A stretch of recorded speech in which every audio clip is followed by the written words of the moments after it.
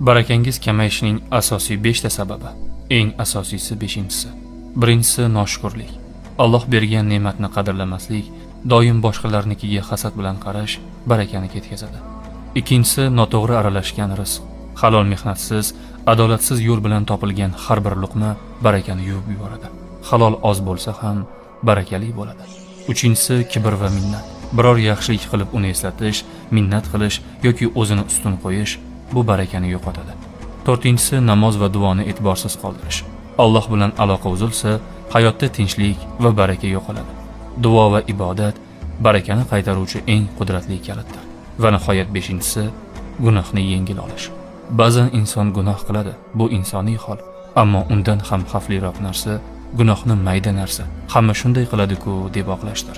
Bu barakaning eng yashirin o'g'risidir. Aslida barakani yo'q qiladigan sabablar ko'p va shu bilan birga